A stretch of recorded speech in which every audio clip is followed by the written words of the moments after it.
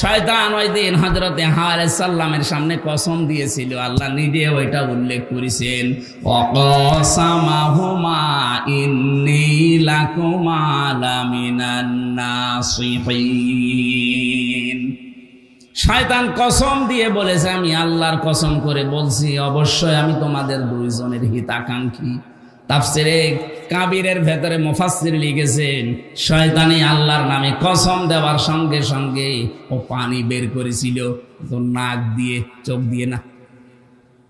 ও আগেই কেটে ফেলেছিল, চোখে কিন্তু পানি নেই, নাকে পানি এখনো, নাক যে কেমন ছিল ওইটা ওখানে লেখা নেই।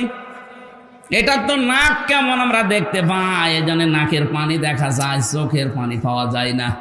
এখান থেকে একটা মাসলা বের হয়, যারা কথা বলার আগেই কেঁদে ফেলে এটা শয়তান। আপনি জীবনে যত কথা আমি শুনেছি, কথা বলার আগেই দেখবেন কাঁদে, আমার কেউ নেই, কেউ নেই। তা কেউ নেই, আমরা করবো কি? আমার তো মনে হচ্ছে এখন যে মেজর ডালিমকে বাইরের দেশ থেকে নিয়ে এসে দেশের প্রধান উপদেষ্টা বানানো দরকার। তাহলে আর জীবনে কোনোদিন বলবে না যে আমি শর্ট করে চলে আসবো। উনি যদি আসে চিন্তা করবে দরকার নেই, আর মরে যায়, দরকার আর স্বামীর বাড়ি মরবো।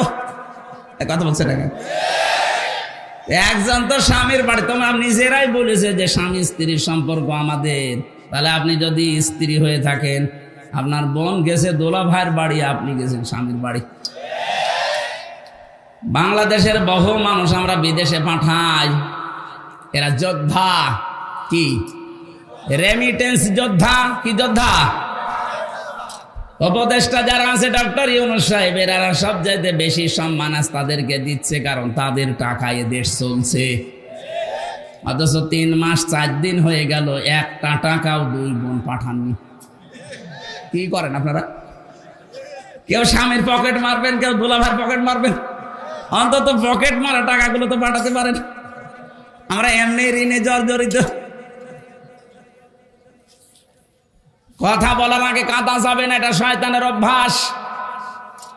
আমি যেটা বলতে চাচ্ছিলাম, মানুষ হত্যার সাথে যারাই জড়িত, এই যে কতগুলো শাস্তি বললাম, কোনটা থেকে আপনি রেহাই পাবেন বলেন? 1 নম্বরে জাহান্নামে যাবেন, 2 নম্বরে খালিদান ফিহা, চিরদিন থাকবেন। কয়দিন? এদেশে একটা ভুল কথা প্রচার করা আছে যে না, যা করি করি, কালেমা তো একদিন পড়েছি, নাই 10 বছর থাকবো, এরপরে যখন বের হয়ে আসবো তখন আবার হাউসে কাউসারের পানি দিয়ে আল্লাহ গোসল করিয়ে বের করে দেবে, আগে যে হামজা ছিলাম ওই রকম হয়ে যাবে। আমি জেলখানায় ঢোকার আগে 21 সালে, তখন আমার 66 কেজি ওজন ছিল, বের হওয়ার সময় 60 কেজি, 6 কেজি কমে গেছে। অনেকেই মনে করে যে জাহান্নামে নাই 10 বছর থাকবো, 70 কেজি হয়ে ঢুকবো, নাই 65 কেজি বের হবো। 65 কেজি বের হবেন কি করে আপনি? খালিদান ফিহা, এটা মাসদার, যারা গ্রামার বোঝে জিজ্ঞাসা করেন। মাসদার সরাসরি শব্দ আল্লাহ কোরআনে দিয়ে দিয়েছেন, ভাঙাচোরা নেই। খালিদানে ফিহা, চিরকাল থাকা লাগবে। এখন এই চিরকাল কতদিন? সূরা জুমারের 19 নাম্বার 20 নাম্বার আয়াতে আল্লাহ এই তথ্যটা দিয়েছেন, কতদিন থাকবেন। এদিকে তাকান, যারা বের হয়ে যাবেন চট করে চলে আসবেন এই চিন্তা ভাবনায় আছেন দুনিয়ায়। জাহান্নামে এরকম না। আফামান হাক্কা আলাইহি কালিমাতুল আযাব আফা আনতা তুনকিযু মান ফিন্নার। আমার মনে হয় কোরআনের এই আয়াতটা বুঝলে অনেক মানুষ গোনাহ ছেড়ে দেবে।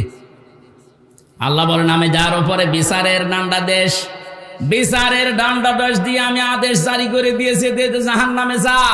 আফামান হাক্কা আলাইহি কালিমাতুল আযাব, যাকে আমি আল্লাহ আযাব নির্ধারিত করে পাঠিয়ে দিয়েছি জাহান্নামে। আফা আনতা দিয়েছেন প্রশ্নবোধক চিহ্ন, ইন্টারগেটিভ সেন্টেন্স।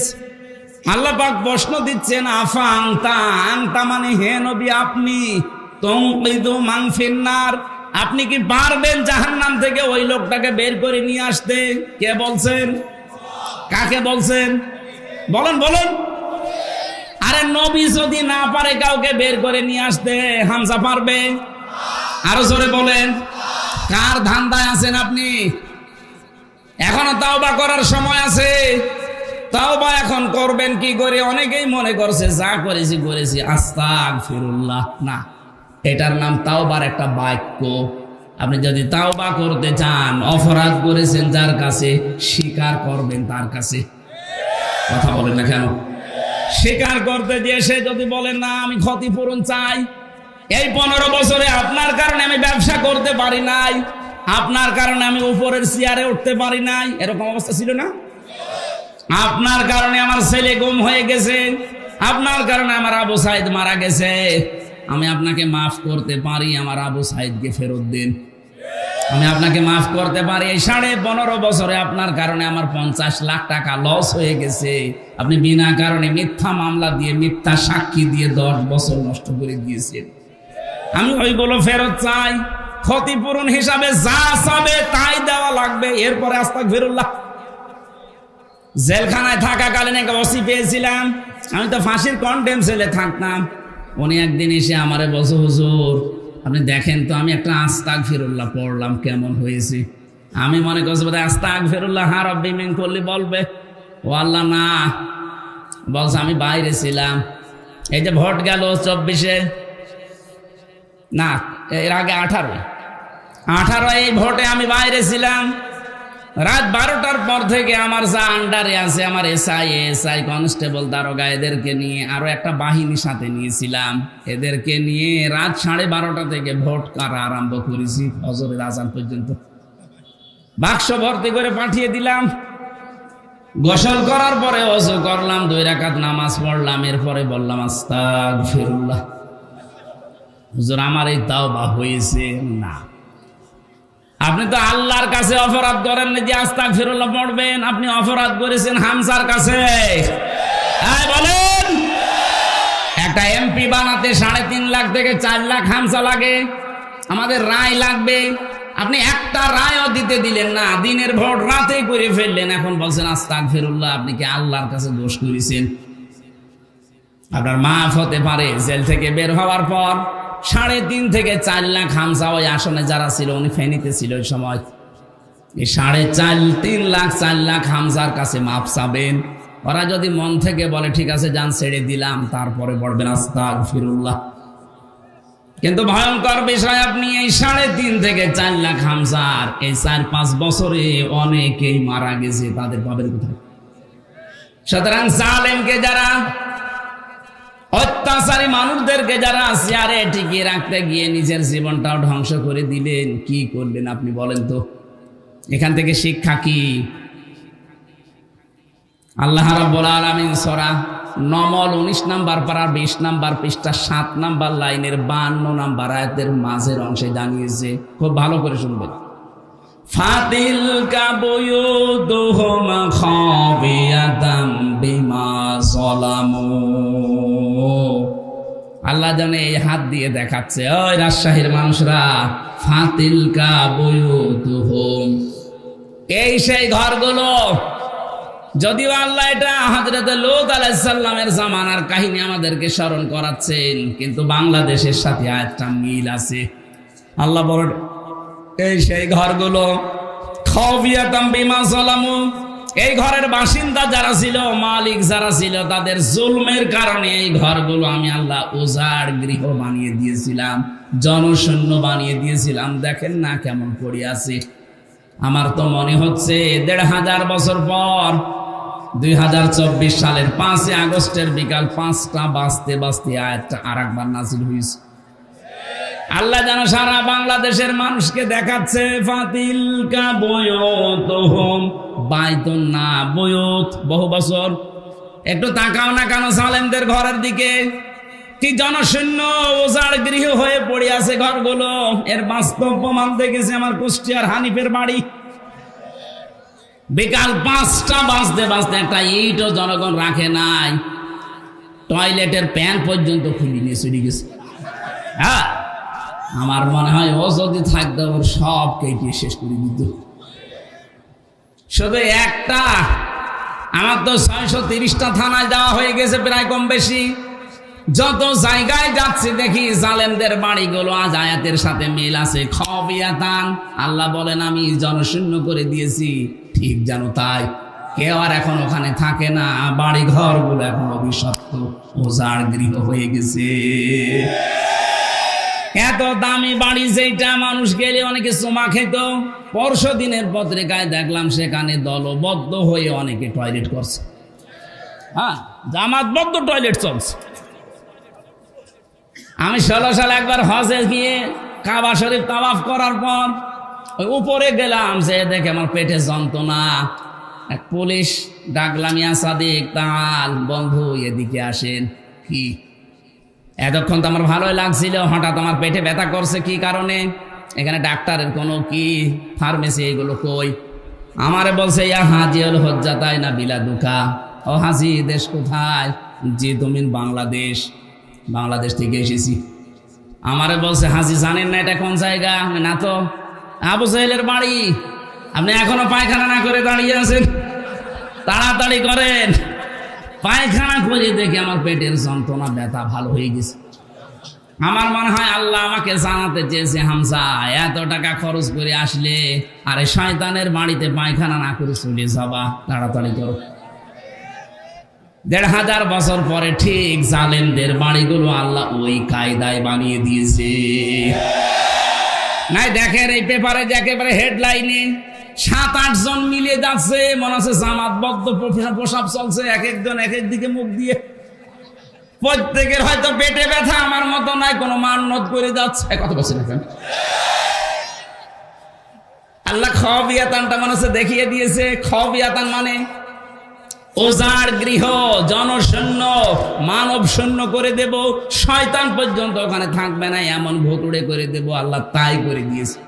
পরশুদিন আমার মনে হয় আমার ছিল দিনাজপুরে, ওখানে যিনি ছিল তার বাড়িটা এখন জাতীয় টয়লেট হয়ে গেছে।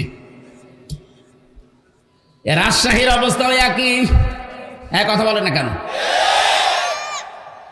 এর পরের শব্দটা বলার জন্য আমি এ পর্যন্ত এসেছি। এখানে আরবি গ্রামার যারা বোঝে, লামে তাকিদ আছে, দেখবেন ইন্না ফি যালিকা লায়াতাল লিকাউমিন ইয়ালামুন। আল্লাহ পাক বলেন অবশ্যই এর ভেতরে শিক্ষা আছে তাদের জন্য, যে মানুষগুলো দুনিয়া একটু জ্ঞান রাখে। কি নেবেন এখান থেকে শিক্ষা? এত বড় বড় জালেমদের 15.5 বছর এত বড় ক্ষমতাধারী মানুষ। আমি হানিফ সাহেবের নাম বললাম কারণ কি দাপট ছিল দেখেছেন। কথা বলছেন কেন? কুষ্টিয়া সহ প্রায় 15টা জেলায় আমারে আসতেই দেয়নি। 3 বছর জেলে রাখার পর ওর স্বাদ মেটে নাই। আমার নিজের জেলা কুষ্টিয়া, অথচ আশপাশের প্রায় 14-15টা জেলায় আমারে ঢুকতে দেয়নি। বলছে অন্য হুজুর নিয়ে আসো, হামজা যেন না আসে। অন্য হুজুর এসে আপনার বাবার কথা বলবে। কোথায় গেলেন আজকে? কোথায় আছেন আপনি? খুঁজতেছে আপনাকে জনগণ, কই? না আর কোনো খোঁজ নেই। বাড়িটা এখন জাতীয় টয়লেট বানিয়ে দিয়েছে আল্লাহ। তার সম্পদাদি আজ কোথায়? কোটি কোটি কোটি কোটি টাকার মালিক ছিল। হ্যাঁ, আত্মীয় স্বজন দেশে নেই, সব কানাডায়। স্ত্রী সন্তান ছেলে মেয়ে যা আছে সব পাঠিয়ে দিয়েছে। এদেশে ছিল কোথায় আছে আল্লাহ জানে, আর সে জানে। এখান থেকে আল্লাহ লামটা তাকিদ দিয়ে আমাদেরকে জানাতে চেয়েছেন, বাংলার মানুষেরা, এরা এত বড় দাপটওয়ালা মানুষ যদি এখন জাতীয় টয়লেট বানিয়ে ফেলে বাড়ি ঘর জনগণ, 5 বছরের জন্য সামনে যারা আসবা এরাও যদি এদের মতো জুলুম করো, তোমাদের বাড়ি ঘর টয়লেট হয়ে যাবে। আমি আশা করি বুঝে ফেলেছেন। এরপরও যদি না বোঝেন এদিকে আসেন। আপনারা কোরআন দিয়ে বুখারী দিয়ে হবে না, বাকারি লাগবে। রেকর্ড হচ্ছে, এই জন্য বলছি যারা আসবেন চেয়ারে ভবিষ্যতে তারা যেন জালেম হয়ে যাবেন না, কারণ জালেমদের কোনো ছাড়। বলেন বলেন, জালেমরা মামলার আসামি কার? আমরা যদি এদেশে মামলা নাও দেয়, আল্লাহ নিজে মামলা দেবে। এই দিকে খেয়াল করে চেয়ারে বসলে জুলুম করবেন না। শুধু চেয়ার মানে ক্ষমতার এই চেয়ারই না, সে যে চেয়ারে বসে আছেন ওখান থেকে, এই যে স্যার যে চেয়ারে বসে থাকে, ওনার নিচে যারা কাজ করে সবাই ওনার কাছে এতিম। কথা বলেন না কেন? ইমাম সাহেব যে চেয়ারে বসে আছে, ওনার নিচে যা আছে সব ওনার কাছে অসহায় এতিম। চেয়ারে বসে যদি আপনার কারণে জুলুম হয়ে যায় কারো প্রতি, ওই লোকটা যদি কিছু নাও বলে আপনি কিন্তু আল্লাহর মামলার আসামি। এটার নাম বাংলায় বলে আল্লাহবাদী কেস। কি বলে? পুলিশের কাছে বাধা দিলে পুলিশবাদী কেস হয়। আর এগুলো সব আল্লাহর সাথে সম্পৃক্ত।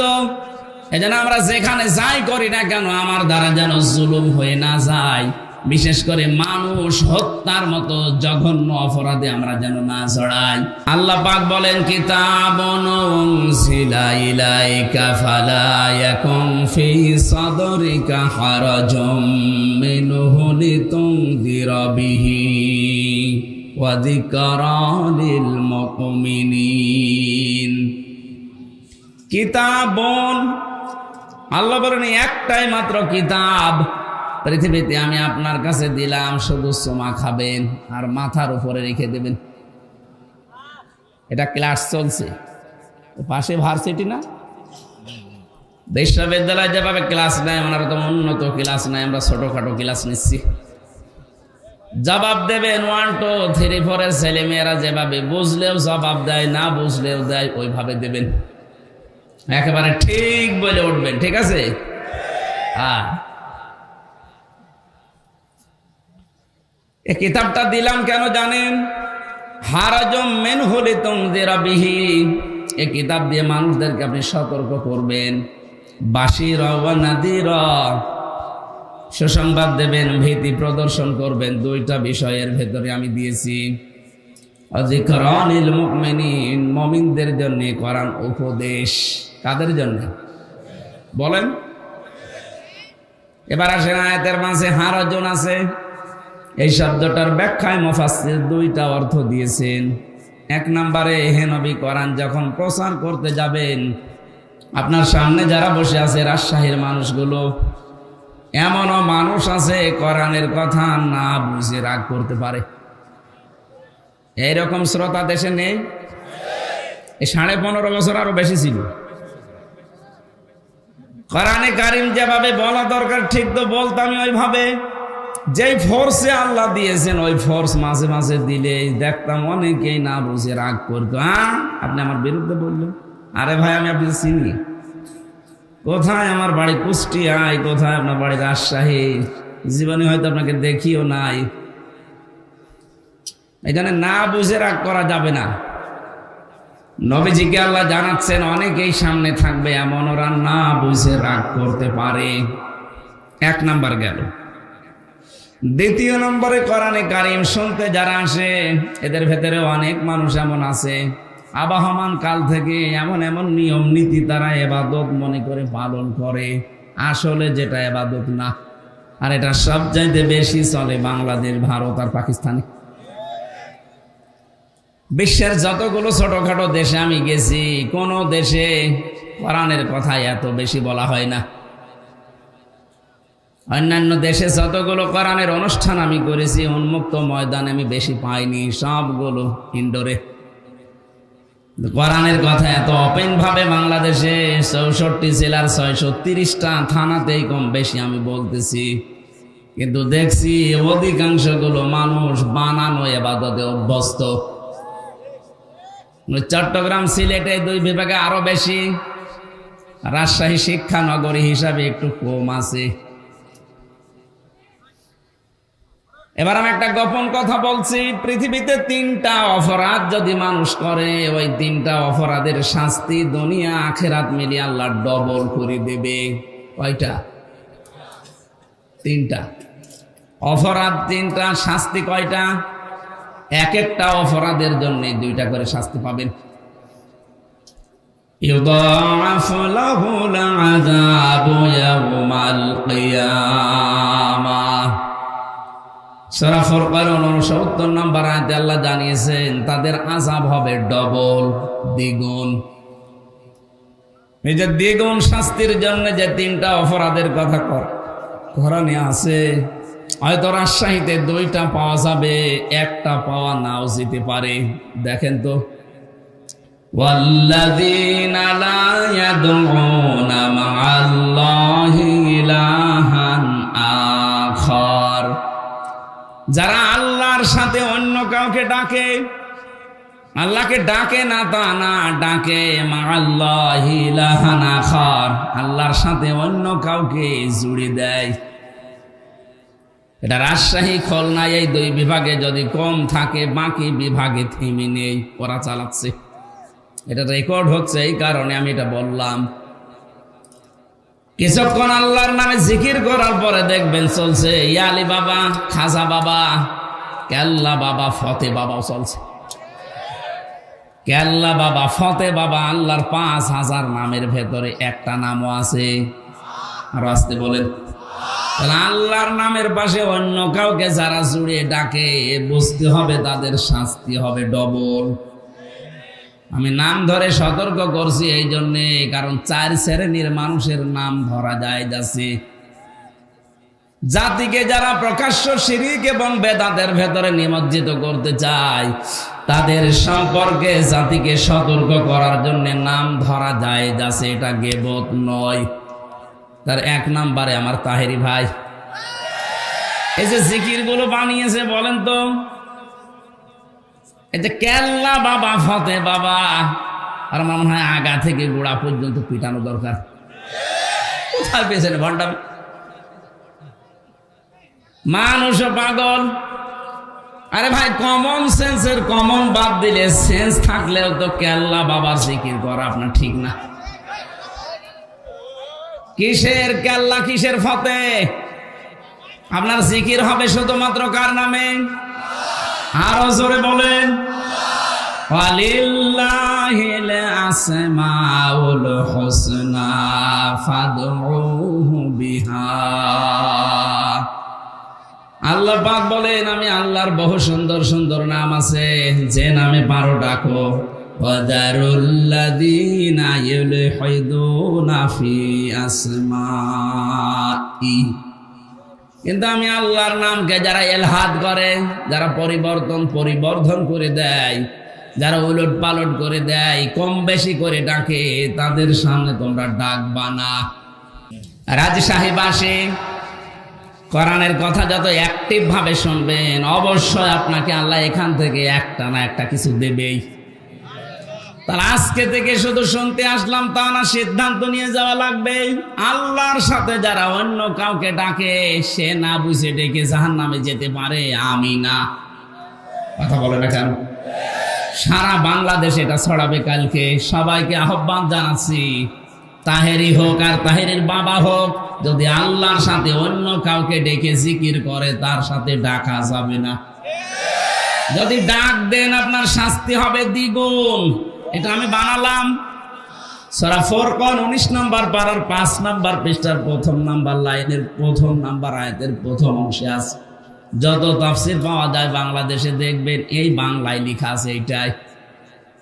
2 নম্বরে যদিও ইমাজ ভাই বলে ফেলেছেন হালকা, আমি টাচ দিচ্ছি, ওয়াল্লাযীনা লা ইয়াদউনা মা'আল্লাহি ইলাহান আখারা ওয়ালা ইয়াকতুলুনান নাফসাল্লাতী হারামাল্লাহু ইল্লা বিল হক।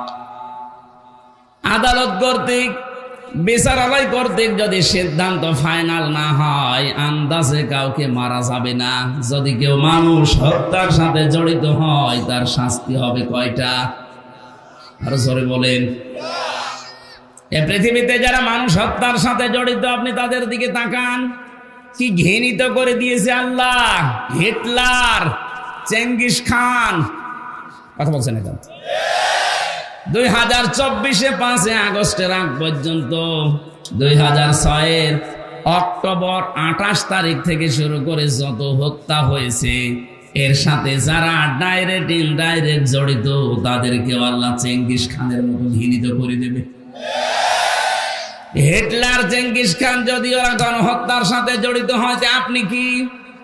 আপনার জন্য 2332 জন মানুষ হত্যা হয়েছে, একটারও কারণ আপনি দর্শাতে পারবেন না।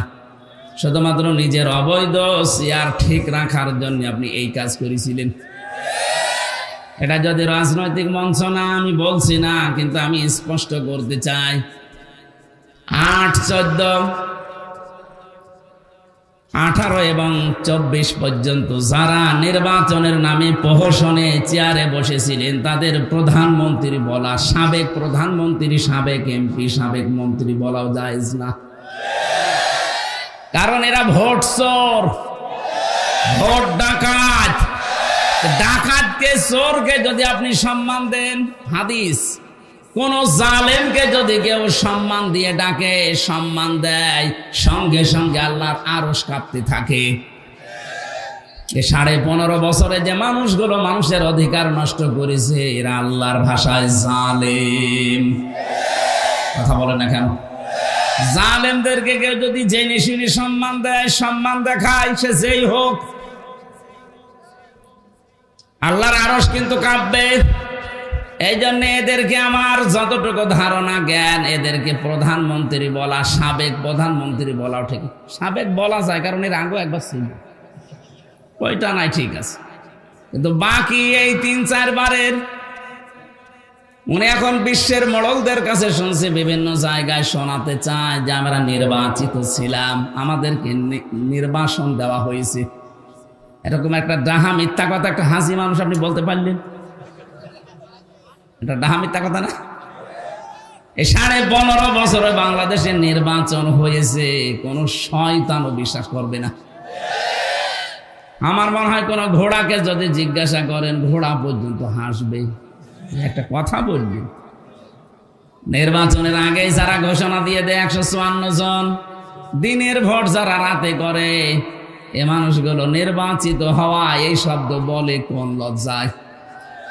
আপনি মিথ্যা বলছেন বলেন, কিন্তু হাসি নামটা কেটে দিয়ে বলেন, কারণ আমিও হাসি। কে কথা বলছে না কেন? এটা আমার গায়ে লাগে। মানুষ আপনাকে তো 5ই বলবে, তখন গায়ে লাগবে আপনার। আমিও তো হজ করেছি, টাকা খরচ করি, যেন এমন কাজ করেন না আমার হাসি আপা, যেন আমার আবার বদনাম হয়। সিম্পেথি আপনি পাবেন না, কারণ আল্লাহর উপরে, আল্লাহ নিজে আপনার উপরে মামলা দেবে কিয়ামতে। ইন্নামাস সাবিলু আলাল্লাযিনা ইয়াযলিমুনান নাস।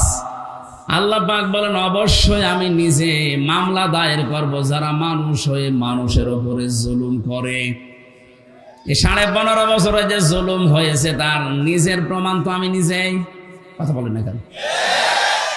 আমার উপরে যে 3টা বছর জুলুম হয়েছে এটার প্রমাণ আমি নিজে, তার মানুষেরটা বলার দরকার নেই। আর আমার চোখে আমি যা দেখেছি ওই মাটির নিচে, এটা তো আরো বড় প্রমাণ। আপনার এই দেশে যদি কিছুই না করে থাকেন, শুধু আয়না ঘরের সাথে যারা জড়িত তারা আল্লাহর মামলার আসামি। মানবতার কত লঙ্ঘন হয়েছে আপনি জানেন? সাদা চামড়ার মানুষগুলো মানবতার কথা শুনলে অনেক চুপসে যায়, যে মানবতা লঙ্ঘন হয়। এই 15.5 বছরে কি মানবতা লঙ্ঘন হয়েছে আমি নিজের চোখে দেখে এসেছি। এত বড় বড় নখ হয়ে গেছে এক একজনের, চুল দাড়ি গপ, মনে হচ্ছে জঙ্গল থেকে একটা লোক বেরিয়ে আসতেছে। রাতের বেলা যখন নিয়েছে তো মাঝে মাঝে কান্নার আওয়াজ পেতাম ওই মাটির নিচে আয়না ঘরে। আমি তো মাত্র কয়েকদিন, 10 দিন মতো শুনেছিলাম নাকি এখানে, এবং ওই পুরাতন আয়না ঘর যেটা কেউ 8 বছর, 10 বছর, 14 বছরও পড়ে আছে, দুনিয়ার কেউ জানে না। যে সময় কান্নার আওয়াজ পেয়েছিলাম, মাঝে মাঝে যাওয়ার সময় জিজ্ঞাসা করতাম, ভাই কি পরিচয়, কি নাম কি? আস্তে করে আওয়াজ আসতো। চোখ যখন একটু খুলে দিত দেখতাম এখানে লিখাই যে এত বড় বড় নখ। নখগুলো দিয়ে দেওয়ালের সাথে খসিয়ে খসিয়ে মোবাইল নাম্বারটা লিখেছে, আর নিচে ভাঙা ভাঙা অক্ষরে লিখেছে, ভাই যদি বাইরে কেউ যেতে পারে এনে নাম্বারটা জানাবেন যে আমি বেশি আছি। আপনি বসেন, এখন বলেন আমি কি করেছি? কি করেছি মানে আপনি কি করেছেন দুনিয়ার মানুষ জানে না। তাই যারা জানে তারা যদি এখন সবাই আমার মতো মুখ খুলতে আরম্ভ করে, কুকুরকে মানুষ আর কি ঘৃণা করে, তার চাইতে বেশি ঘৃণা করবে আপনাকে। মুফতি ফখরুল ভাই আমাকে বলছিল যে হামজা আপনার সাথে কি করে আমি জানি না, তবে আমার এই পায়ের ভেতর দিয়ে হাত দিয়েছিল, এই যেখানে এইভাবে।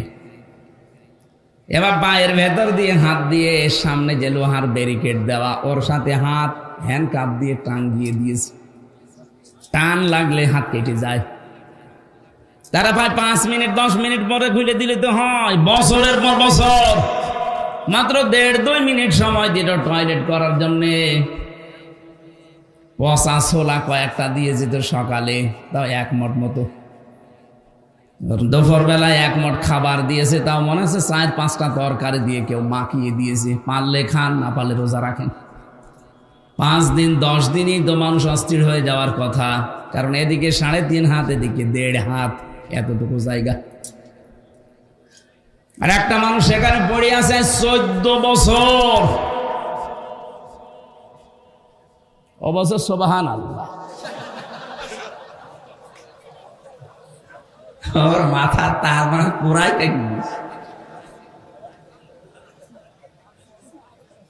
পাগল। ওইটা ঠিক আছে।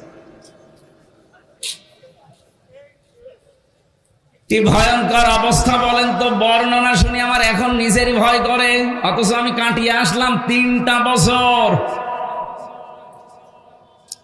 শরীরে এখন বিভিন্ন রকমের রোগ আজ বাসা বেঁধেছে, এমনি না।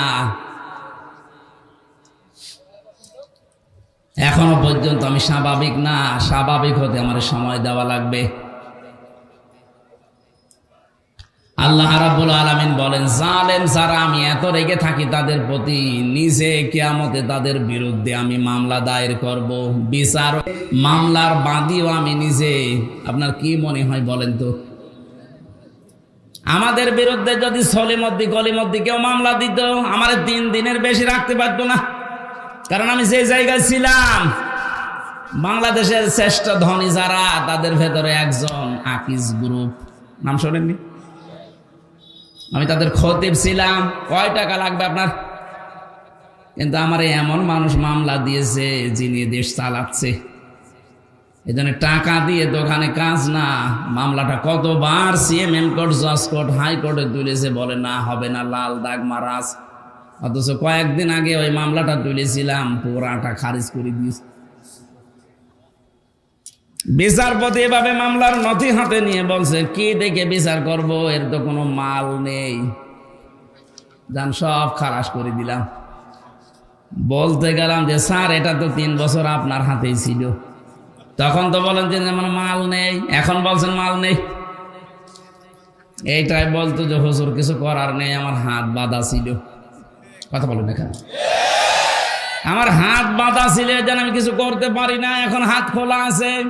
যত মামলা এরকম বানানো মিথ্যা আসবে, আমি কি সাক্ষীও দেখবো না, দেখলেই বুঝতে পারি যে এটা বানানো নাকি। কি মামলা আমি পড়েছিলাম, আমার সাথে একজন ছিল, বলছো ঘরে ঘুমিয়েছিলাম, ঘর থেকে তুলে আনলো, আর চোখ খুলে দেখছি আমি কি গো, থানার গারদে। আমার এখনো ঘুমের ঘর কাটে নিয়ে, ঘুমে অবস্থায় থানার গারদে। পরে জিজ্ঞাসা করছে আমি কোথায়, থানায়। কেন? গাছ কেটেছিস? তখন স্বপ্নে। চলছিল বলেন দেশে, এই চলছিল। এক একজনের নামে মামলা কত 313টা পর্যন্ত পেয়েছি, 570টা মামলা দিয়েছে একজনের নামে। আমারও বলছিল রিমান্ডে যা যা বলতে বলি, এগুলো যদি ম্যাজিস্ট্রেটের কাছে না বলেন 50টা মামলা দেব। আমি বললাম যে স্যার, আপনি কি মামলা বানাবেন? বলছে সব বানানো আছে, শুধু লিখে দেব। অথচ সারা 15 বছর ওরা ছড়িয়েছে যে আমরা ন্যায় বিচার কায়েম করছি। এই দেশ নাকি ন্যায় বিচারের রোল মডেল ছিল। এই হচ্ছে ন্যায় বিচারের নমুনা। এটা আমার নিজের সাথে তাই বললাম। আমার ধরা থেকে শুরু করে ছাড়া পর্যন্ত পুরাটাই মিথ্যা। ধরে নিয়ে গেল আমার বাড়ির 2 তলা থেকে, পরের দিন পেপারে দিয়েছে না ওনারা আমরা চোরহাট থেকে নিয়ে এসেছি, পুরাটা মিথ্যা কথা। আর এরপরে যে সাক্ষী 3টা বছর যত রকমের, পুরাটা কি শুরু করেছিল। আর আলেমদেরকে তোলার সময় ওরা এত ভয়ঙ্কর অবস্থা তৈরি করতো, আদালতে মাজায় দিত দড়ি, সে মোটা দড়ি, হাতে দিয়েছে হ্যান্ডকাফ, ডান্ডা বেড়ি দিয়েছে পায়ে, আবার লোহার টুপি দেওয়ার পরে বুকের ওপরে একটা বুলেট প্রুফ জ্যাকেট পরিয়ে দিয়েছে। দৃশ্য দেখে মনে হচ্ছে আরে বাবারে কি না কি, অথচ কিছুই না। এই কাজ যারা করতো আজ তাদের কিছু কিছু মানুষকে রাজশাহী বিভাগের একজন কালকে নাকি হাইকোর্টে রিট দিয়েছে পলক সাহেব, যে আমি একজন এমপি একজন মন্ত্রী আমার ডিভিশন না দিয়ে আমার জঙ্গিদের ভেতরে রেখেছে। আরে ভাই আপনাকে যে বাঁচিয়ে রেখেছে এইটাই তো কপাল ভালো। আপনি যে কত মানুষ হত্যার সাথে ডাইরেক্ট ইনডাইরেক্ট জড়িত আপনি জানেন। এদেশে একামতের দিনের মানুষগুলোকে হত্যা করা হয়েছে বিচারিক প্রক্রিয়ায় নাম দিয়ে। যে সাক্ষীগুলো দিয়েছিল যারা, সব শোনা সাক্ষী, দেখা সাক্ষী নেই। কারণ দেখবে কি করে, জন্ম ৭৫ সাক্ষী দিয়েছে ৭১। আপনার মা বাবার বিয়েও তো হয়নি, আপনি সাক্ষী দিলেন কি করে? কোরআনে কারীম আপনাকে ধিক্কার জানিয়েছে, হাল আতা আলাল ইনসানি হিনুম মিনাদ দাহরি লাম ইয়াকুন শাইআম মাযকুরা। মানুষের জীবনে কি এমন সময় যায়নি যখন সে উল্লেখ করার মতো কিছু ছিল না? রাজশাহীবাসী যে লোকটা ৭৫ জন্ম নিয়ে ৭১ সাক্ষী দিচ্ছে, ও কি সত্যি সত্যি ৭১ সালে উল্লেখ করার মতো কিছু ছিল? বলেন কি দেখে সাক্ষী দিতে গেলেন? আজ তামাম দুনিয়ার কাছে ঘৃণিত হয়ে গেছেন আপনি। এই জন্য মিথ্যা সাক্ষ্য যারা দেয় আল্লাহ ২৪ ঘন্টা তাদের উপরে লানত দিতেই থাকে। অথচ বাংলাদেশে মিথ্যা সাক্ষীর ভরি ভরি চলছিল। কথা বলেন ঠিক কি? প্রতিযোগিতা আরম্ভ হয়ে গিয়েছিল টাকা খেয়ে।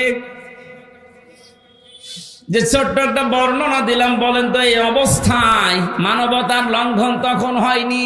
আর এখন ওদেরকে শুধু মাথায় দড়ি না, হাসতে হাসতে নিয়ে যাচ্ছে আদালতে। ডিভিশন দেয় নিতে। আপনাকে ডিভিশন দেবে কোন কারণে? আপনি কি এমপি ছিলেন? আপনি তো সিলেক্টেড ইলেকশনে না সিলেকশনে, আপনি কিসের এমপি? মিথ্যা কথা বলে নামের আগে সাবেক এমপি লিখলেই হবে। আমরা আপনাকে মানি না। বিশেষ করে ১৫.৫ বছরে যত নির্বাচন হয়েছে সব যেহেতু অবৈধ, এমপিরা অবৈধ। যত টাকা নিয়েছেন সব টাকা ফেরত দেওয়া লাগবে বেতন হিসাবে। কথা বলছেন না কেন? এক একজনের বাড়ি কেউ বেগম পাড়ায়, কেউ সাহেব পাড়ায়। আমি নিজে সেদিন মালয়েশিয়া দেখে আসলাম। কি এগুলো বলছে সাহেব পাড়া? সাহেব পাড়া মানে লন্ডনে কানাডায় আছে বেগম পাড়ার, এখানে বানিয়েছে সাহেব পাড়া। কোরআনে কারিমের কথা আমি তুলেছিলাম হারজন দিয়ে। হেনবে আপনি মানুষের সামনে যখন ব্যাখ্যা করবেন, এমন এমন মানুষ আছে বানানো ইবাদত নিয়ে তারা ব্যস্ত। এই যে জিকিরের একটা বললাম, আল্লাহকে ডাকে কিন্তু পাশাপাশি অন্য কাউকে ডাকে, এর শাস্তি হবে দ্বিগুণ। কয়টা? ২ নম্বরে যারা মানুষ হত্যার সাথে জড়িত, যারা যারা করেছেন আপনার দুনিয়াও শেষ, আখিরাতও শেষ। আপনার শাস্তি ডবল হবে। সূরা নিসার ৯৩ নম্বর আয়াতে ভয়ঙ্কর ৫টা সাজার কথা আল্লাহ দিয়েছে যারা মানুষ হত্যাকারী। অমাইয়াকতুল মুমিনাম মুতাআম্মিদান ফাজাযাউহু জাহান্নাম খালিদান ফিহা وغضب الله عليه ولعنه وأعد له عذابا عظيما। যারা কোনো মানুষকে মুমিনকে ইচ্ছাকৃত হত্যা করে তাদের ১ নাম্বার শাস্তি আল্লাহ দেবে পুরস্কার হিসাবে জাহান্নাম। কোথায়? আরো জোরে বলেন। সুতরাং ১৬২৮টা মানুষ ছিল বাংলার চেয়ারে। কয়টা? আরো জোরে বলেন। ১৬২৮টা চেয়ার ছিল।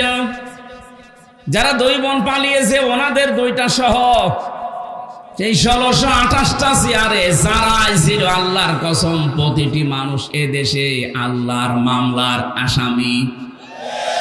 এরা মানুষ হত্যার সাথে জড়িত, ডাইরেক্ট ইনডাইরেক্ট। বাংলাদেশে কেউ যদি মুরগি চুরি করে ধরা পড়ে, তারে দেখলে মানুষ যেমন ঘৃণা করে, আমার মনে হয় দরবেশও যে বড় চোর, ওরে দেখলে এত ঘৃণা করছে না। অথচ সারা দুনিয়ার মুরগি চোর কয় টাকা চুরি করতে পারে? ও দরবেশ 7টা ব্যাংক থেকে 36,000 কোটি টাকা আপনি এক জীবনে গণনা করেও শেষ করতে পারবেন না। তার একটা দরবেশ মানুষ দাঁড়িয়ে গেছেন, আমি তো মাঝে মাঝে খেয়াল করে দেখতাম, আল্লাহ কি সমিল থেকে বানানো নাকি, এর মাথা থেকে শুরু করে পায়ের চটি পর্যন্ত সব সাদা, বাকি যেগুলো দেখা যায় না ওগুলো সাদা। কথা বলেন এখানে কি অবস্থা ছিল তার, সাদা মনের মানুষ, অথচ 36,000 কোটি টাকা মারেন কাটিকতার নামে। মুরগি চোরের যদি এদেশে ঘৃণা করে মানুষ, এরে তো আমার মনে হয় 36 বার ঘৃণা করা দরকার। দরবেশের যদি অবস্থা হয়, তাহলে ধরবেশ যেগুলো দরবেশের বেশ ধরেছিল, ওদের অবস্থা কি? মাঝে মাঝে 5 বছর পরে ভেষ ধরতো, হাতে একটা তসবি নিয়ে মাথায় পট্টি দিয়ে, চোখ দিয়ে আমি কোনোদিন ওনার পানি বের হতে দেখিনি, যত পানি বেরিয়েছে নাক দিয়ে। দেখবেন আমি ওনার জীবনে যত ছবি দেখেছি চোখের পানি পাইনি, ভিডিও দেখলে দেখতাম কাঁদতেছে, রুমাল দিয়েও মোছে, কিন্তু নাকের পানি, চোখ দিয়ে পানি যাদের বের হয় না, শুধু নাকে পানি আসে। এটার সিস্টেম আছে একটা, গোপন বিষয় বলে দিলে আপনি আবার কালকে থেকে শুরু করবেন, দরকার নেই। শয়তান যেদিন জান্নাতের মেন গেটে যায়, এটা সূরা আরাফের ভেতরে আছে, 8 নাম্বার পারা, 11 নাম্বার পৃষ্ঠার 13 নাম্বার লাইনে 8টা আছে। শয়তান ওই দিন হযরতে হাওয়া আলাইহিস সালামের সামনে কসম দিয়েছিল, আল্লাহ নিজে ওইটা উল্লেখ করেছেন, ওয়াকাসামাহুমা ইন্নী লাকুমা লামিনান নাসিহিন। শয়তান কসম দিয়ে বলেছে, আমি আল্লাহর কসম করে বলছি, অবশ্যই আমি তোমাদের দুইজনের হিতাকাঙ্ক্ষী। তাফসিরে কাবিরের ভেতরে মুফাসসির লিখেছেন, শয়তানি আল্লাহর নামে কসম দেওয়ার সঙ্গে সঙ্গে ও পানি বের করেছিল, তো নাক দিয়ে, চোখ দিয়ে না। ও আগেই কেটে ফেলেছিল চোখে, কিন্তু পানি নেই, নাকে পানি এখনো, নাক যে কেমন ছিল ওইটা ওখানে লেখা নেই। এটা তো নাক কেমন আমরা দেখতে পাই, এজন্য নাকের পানি দেখা যায়, চোখের পানি পাওয়া যায় না। এখান থেকে একটা মাসলা বের হয়, যারা কথা বলার আগেই কেঁদে ফেলে, এটা শয়তান। আপনি জীবনে যত কথা আমি শুনেছি, কথা বলার আগেই দেখবেন কাঁদে, আমার কেউ নেই, কেউ নেই। তা কেউ নেই, আমরা করবো কি? আমার তো মনে হচ্ছে এখন যে মেজর ডালিমকে বাইরের দেশ থেকে নিয়ে এসে দেশের প্রধান উপদেষ্টা বানানো দরকার। তাহলে আর জীবনে কোনোদিন বলবে না যে আমি শর্ট করে চলে আসবো। উনি যদি আসে চিন্তা করবে দরকার নেই, আর মরে যায়, দরকার আর স্বামীর বাড়ি মরবো। কথা বলছে না, একজন তো স্বামীর বাড়ি, তোমরা নিজেরাই বলেছে যে স্বামী স্ত্রীর সম্পর্ক আমাদের। তাহলে আপনি যদি স্ত্রী হয়ে থাকেন, আপনার বোন গেছে দোলা ভাইয়ের বাড়ি, আপনি গেছেন স্বামীর বাড়ি।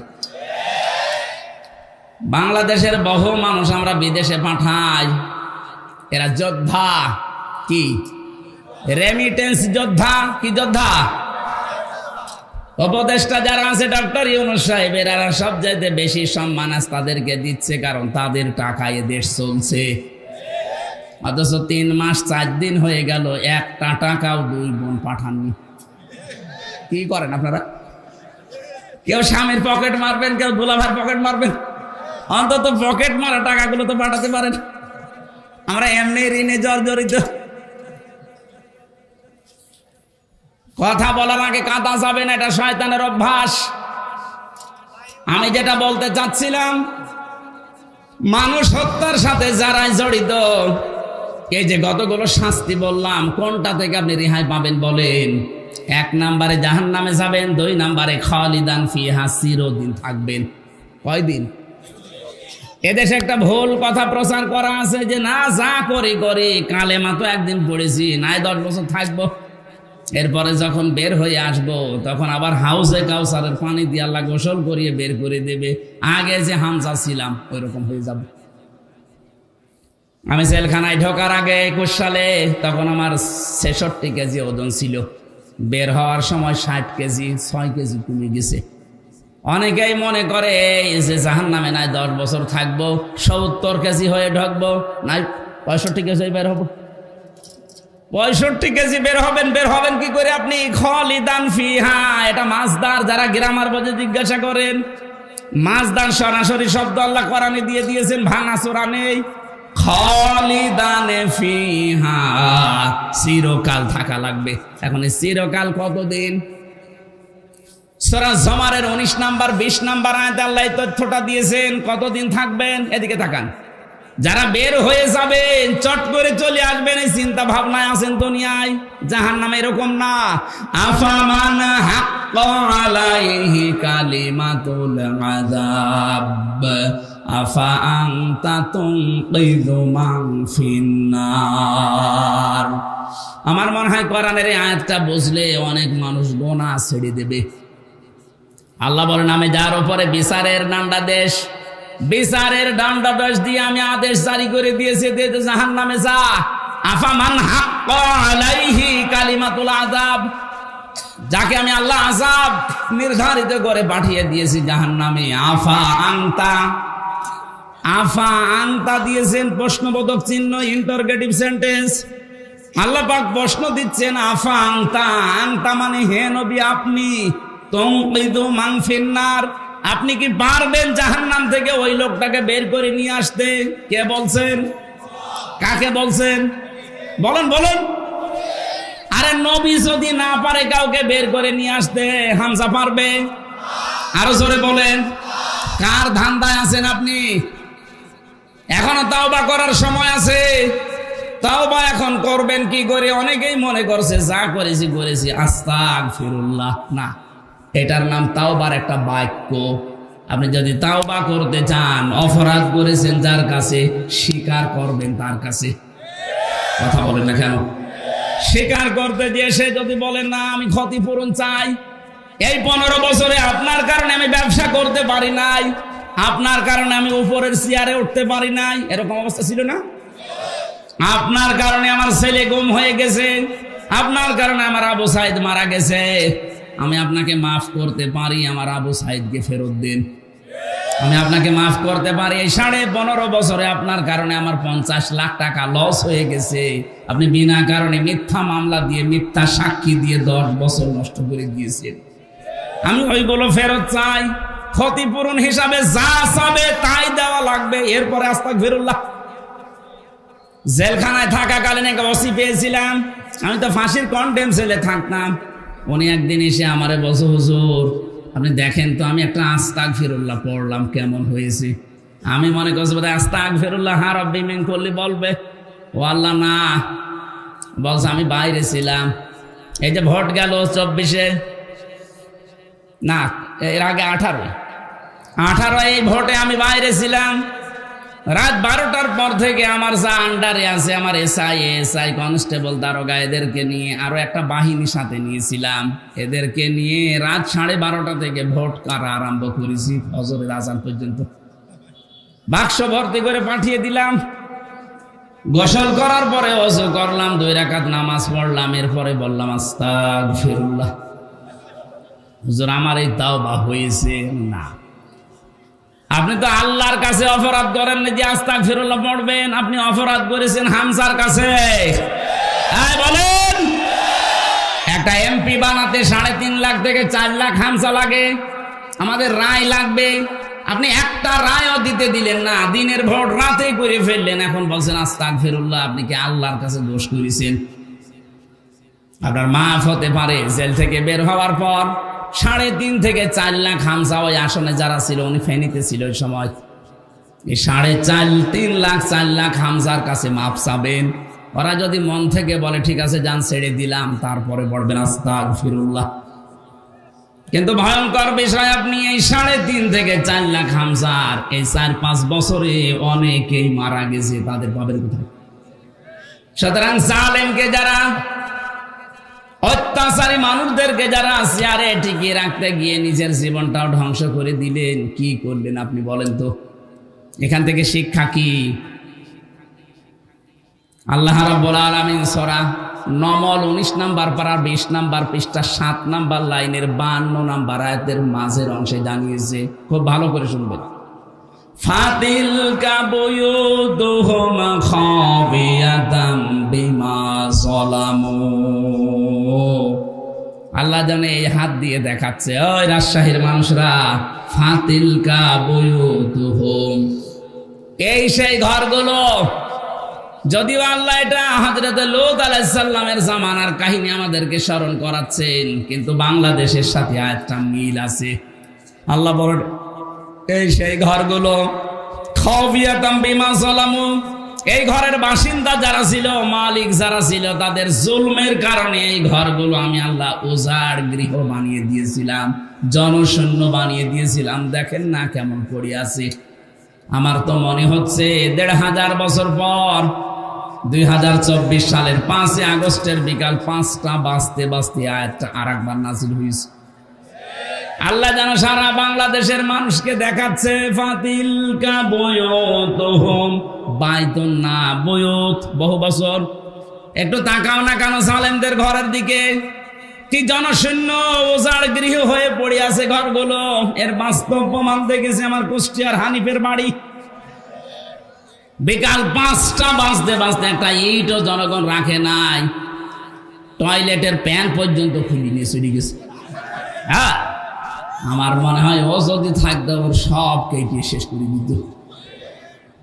শুধু একটা, আমার তো ৬৩০টা থানায় দেওয়া হয়ে গেছে প্রায় কম বেশি। যত জায়গায় যাচ্ছে দেখি জালেমদের বাড়িগুলো আজ আয়াতের সাথে মিল আছে। খাওয়াবিয়াতান, আল্লাহ বলেন আমি জনশূন্য করে দিয়েছি। ঠিক যেন তাই, কেউ আর এখন ওখানে থাকে না, বাড়ি ঘরগুলো এখন অভিশপ্ত, উজাড় গৃহ হয়ে গেছে। এত দামি বাড়ি যেটা মানুষ গেলে অনেকে চুমা খেত, পরশু দিনের পত্রিকায় দেখলাম সেখানে দলবদ্ধ হয়ে অনেকে টয়লেট করছে। হ্যাঁ, জামাতবদ্ধ টয়লেট চলছে। আমি ১৬ সালে একবার হজে গিয়ে কাবা শরীফ তাওয়াফ করার পর ওই উপরে গেলাম, যে দেখে আমার পেটে যন্ত্রণা। এক পুলিশ ডাকলাম, ইয়া সাদিক তাল, বন্ধু এদিকে আসেন। কি এতক্ষণ তো আমার ভালোই লাগছিল, হঠাৎ আমার পেটে ব্যথা করছে, কি কারণে? এখানে ডাক্তারের কোনো কি ফার্মেসি এগুলো কই? আমারে বলছে ইয়া হাজি হল হজ্জাতাই না বিলাদুকা। ও হাজি, দেশ কোথায়? জি তুমি বাংলাদেশ। বাংলাদেশ থেকে এসেছি। আমারে বলছে হাজি জানেন না এটা কোন জায়গা? না তো। আবু জাহেলের বাড়ি। আপনি এখনো পায়খানা না করে দাঁড়িয়ে আছেন, তাড়াতাড়ি করেন। পায়খানা করে দেখে আমার পেটের যন্ত্রণা ব্যথা ভালো হয়ে গেছে। আমার মনে হয় আল্লাহ আমাকে জানাতে চেয়েছে, হামজা এত টাকা খরচ করে আসলে আরে শয়তানের বাড়িতে পায়খানা না করে চলে যাবা, তাড়াতাড়ি করো। ১৫০০ বছর পরে ঠিক জালেমদের বাড়িগুলো আল্লাহ ওই কায়দায় বানিয়ে দিয়েছে। নাই দেখেন এই পেপারে যে একেবারে হেডলাইনে ৭-৮ জন মিলে যাচ্ছে, মনে হচ্ছে জামাতবদ্ধ প্রসাব চলছে, এক একজন এক এক দিকে মুখ দিয়ে। প্রত্যেকের হয়তো পেটে ব্যথা, আমার মতো নাই, কোনো মান্নত করে যাচ্ছে। কথা বলছেন এখন আল্লাহ খাওয়াবিয়াতানটা মনে হচ্ছে দেখিয়ে দিয়েছে। খাওয়াবিয়াতান মানে উজাড় গৃহ, জনশূন্য, মানব শূন্য করে দেব, শয়তান পর্যন্ত ওখানে থাকবে না, এমন ভুতুড়ে করে দেব। আল্লাহ তাই করে দিয়েছে। পরশুদিন আমার মনে হয় আমার ছিল দিনাজপুরে, ওখানে যিনি ছিল তার বাড়িটা এখন জাতীয় টয়লেট হয়ে গেছে। রাজশাহীর অবস্থাও একই। এক কথা বলে না কেন? এর পরের শব্দটা বলার জন্য আমি এ পর্যন্ত এসেছি। এখানে আরবি গ্রামার যারা বোঝে, লামে তাকিদ আছে, দেখবেন ইন্না ফি যালিকা লায়াতাল লিকাউমিন ইয়ালামুন। আল্লাহ পাক বলেন অবশ্যই এর ভেতরে শিক্ষা আছে তাদের জন্য, যে মানুষগুলো দুনিয়া একটু জ্ঞান রাখে। কি নেবেন এখান থেকে শিক্ষা? এত বড় বড় জালেমদের 15.5 বছর এত বড় ক্ষমতাধারী মানুষ। আমি হানিফ সাহেবের নাম বললাম কারণ কি দাপট ছিল দেখেছেন। কথা বলছেন কেন? কুষ্টিয়া সহ প্রায় 15টা জেলায় আমারে আসতেই দেয়নি। 3 বছর জেলে রাখার পর ওর স্বাদ মেটে নাই। আমার নিজের জেলা কুষ্টিয়া, অথচ আশপাশের প্রায় 14-15টা জেলায় আমারে ঢুকতে দেয়নি। বলছে অন্য হুজুর নিয়ে আসো, হামজা যেন না আসে। অন্য হুজুর এসে আপনার বাবার কথা বলবে। কোথায় গেলেন আজকে? কোথায় আছেন আপনি? খুঁজতেছে আপনাকে জনগণ। কই না আর কোনো খোঁজ নেই। বাড়িটা এখন জাতীয় টয়লেট বানিয়ে দিয়েছে আল্লাহ। তার সম্পদাদি আজ কোথায়? কোটি কোটি কোটি কোটি টাকার মালিক ছিল। হ্যাঁ, আত্মীয় স্বজন দেশে নেই, সব কানাডায়। স্ত্রী সন্তান ছেলে মেয়ে যা আছে সব পাঠিয়ে দিয়েছে।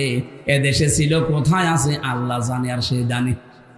এখান থেকে আল্লাহ লামটা তাকিদ দিয়ে আমাদেরকে জানাতে চেয়েছেন, বাংলার মানুষেরা, এরা এত বড় দাপটওয়ালা মানুষ যদি এখন জাতীয় টয়লেট বানিয়ে ফেলে বাড়ি ঘর জনগণ, 5 বছরের জন্য সামনে যারা আসবা এরাও যদি এদের মতো জুলুম করো, তোমাদের বাড়ি ঘর টয়লেট হয়ে যাবে।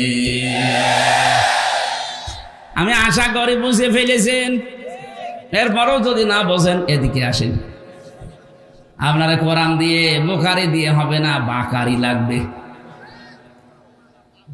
রেকর্ড হচ্ছে এই জন্য বলছি, যারা আসবেন চেয়ারে ভবিষ্যতে তারা যেন জালেম হয়ে যাবেন না, কারণ জালেমদের কোনো ছাড়। বলেন বলেন, জালেমরা মামলার আসামি কার? আমরা যদি এদেশে মামলা নাও দেয় আল্লাহ নিজে মামলা দেবে। এইদিকে খেয়াল করে চেয়ারে বসলে জুলুম করবেন না। শুধু চেয়ার মানে ক্ষমতার এই চেয়ারই না, সে যে চেয়ারে বসে আছেন ওখান থেকে, এই যে স্যার যে চেয়ারে বসে থাকে ওনার নিচে যারা কাজ করে সবাই ওনার কাছে এতিম। কথা বলেন না কেন? ইমাম সাহেব যে চেয়ারে বসে আছে ওনার নিচে যা আছে সব ওনার কাছে অসহায় এতিম। চেয়ারে বসে যদি আপনার কারণে জুলুম হয়ে যায় কারো প্রতি, ওই লোকটা যদি কিছু নাও বলে আপনি কিন্তু আল্লাহর মামলার আসামি। এটার নাম বাংলায় বলে আল্লাহবাদী কেস। কি বলে? পুলিশের কাছে বাধা দিলে পুলিশবাদী কেস হয়। আর এগুলো সব আল্লাহর সাথে সম্পৃক্ত। এজন্য আমরা যেখানে যাই করি না কেন আমার দ্বারা যেন জুলুম হয়ে না যায়, বিশেষ করে মানুষ হত্যার মতো জঘন্য অপরাধে আমরা যেন না জড়াই। জেনা করা যাবে না। আর জেনার 6 লাভ চলছিল, কি অবস্থা বানিয়েছিল জেনার। এদের সমকামিতা পর্যন্ত জারি করে দিয়েছে। কয়েকদিন আগে 4-5 দিনের খবর, কুষ্টিয়ার 2 মেয়ে তারা জোটবদ্ধ হয়েছে যে আমরা মেয়েতে মেয়েতে বিয়ে করব, যদি না দেন 2 জনই আমরা মরে যাব। কোথায় পৌঁছিয়েছে ওরা বলেন তো? অথচ এটা আল্লাহর পুরা সিস্টেমকে পাল্টিয়ে দিয়েছে। একজন নারী পুরুষের প্রতি, পুরুষ নারীর প্রতি আকর্ষণ আসবে, এটা স্বাভাবিক। মহিলা মহিলায় বিয়ে করবে, আমরা কি ঘাস কাটবো? জেনা থেকে বাঁচতে হলে 2টা ঔষধ খাওয়া লাগবে। ডাক্তার আছে এখানে, কতগুলো ডাক্তার ঔষধ নিয়ে বসে আছে। সূরা নূর 30 নম্বর আয়াতের ঔষধ, ভালো করে শোনেন। قُلْ لِلْمُؤْمِنِينَ يَغُضُّوا مِنْ أَبْصَارِهِمْ وَيَحْفَظُوا فُرُوجَهُمْ ذَلِكَ أَزْكَى لَهُمْ إِنَّ اللَّهَ خَبِيرٌ بِمَا يَصْنَعُونَ। এই 2টা ঔষধ আমি সহ যারা এখানে এসেছি এখন থেকেই 2টা ঔষধ প্রয়োগ করব। কথা বলেন ঠিক কিনা? 1 নম্বরে, হে নবী মুমিন পুরুষদেরকে বলেন তারা যেন তাদের চক্ষুকে নিম্নগামী করে রাখে। এই চোখ নিচু করে রাখা লাগবে। 14 জন মহিলা বাদ দিয়ে দুনিয়ার যত মহিলা আছে সবাইকে, এই 14 জনের ভেতরে আপনার মা, আপনার বোন, আপনার নিজের মেয়ে, আপনার ভাইয়ের মেয়ে, বোনের মেয়ে, এরকম ফুফু আছে, খালা আছে, 14 জন মহিলা, এদের সাথে পর্দা করা লাগবে না। পর্দা করা লাগবে না মানে হ্যাঁ, তাদের মুখমণ্ডল, হাতের কবজি আর পায়ের পাতা বাদ দিয়ে তাদের উপরে শরীর ঢেকে রাখা লাগবে। কিন্তু তাদের সামনে আপনি যেতে পারবেন, কিন্তু 14 জন বাদ দিয়ে পৃথিবীর যে কোনো মহিলার সামনে পেছনে যদি কেউ যেতে চায়, কথা বলতে চায়, মাস্ট বি তাকে চক্ষু নিম্নগামী করা লাগবে। এখন তো অনেকে বান্ধবীর সাথেও চক্ষু নিম্নগামী না, আরো আল্লাহর রাস্তায় দেখে নিয়ে বলে কি সুন্দর তুমি, আমি আল্লাহর সৌন্দর্য দেখছি। বলেন নাউজুবিল্লাহ। শয়তান কিন্তু বসে নেই, এটাকে তীর হিসাবে ব্যবহার করে আপনার চরিত্র ধ্বংস করে দেবে। এই জন্য আজকে থেকে আমি সহ যারা যেটা দেখা সামনাসামনি জায়েজ নেই, ওটা মোবাইলে, ওটা টিভির পর্দায়, কম্পিউটারে দেখা জায়েজ নেই। এজন্য মোবাইলে যাদের এমন দৃশ্য আছে যেটা দেখলে নিজে নিজে ভালো লাগে, আনন্দ লাগে, কিন্তু অন্য কেউ দেখলে লজ্জা লাগে, এই মুহূর্তে ওইটা ডিলিট করে ফেলেন। নিজে দেখলে আনন্দ পান, ভালো লাগে, অন্য কেউ দেখলেই লজ্জা লাগে, এরকম কোন দৃশ্য যদি মোবাইলে থাকে এক্ষুনি ডিলিট করা লাগবে। কারা কারা করবেন হাত তোলেন তো। দাঁড়িয়ালা মানুষ দেখি মোবাইল দেখি কি আছে, হ্যাঁ দেখেন তো ভিডিও ফাংশন দেখেন কি আছে। আপনি কি রাখেন মোবাইলে ডিলিট করে থাকলে? আলহামদুলিল্লাহ, না ওনার সৎ সাহস আছে। কিন্তু বহু মানুষ এমন এমন দৃশ্য মোবাইলে রেখে দেয়, নিজে নিজে দেখলে আনন্দ লাগে, অন্য কেউ দেখলে লজ্জা পায়। এই আছে না? হ্যাঁ, কথা বলেন না কেন? চক্ষু এটা হেফাজত করা লাগবে, নিম্নগামী। 2 নম্বরে লজ্জা স্থানের হেফাজত করা লাগবে। যেটা আপনার সাথে বিয়ে হয়েছে ওইটাই ফাইনাল। আরে ভাই, আমাদের বিয়ে শাদী এটা শুধুমাত্র মজা করার জন্য না, নবীজি একটা বিয়ের কথাই উদ্বুদ্ধ করেছেন।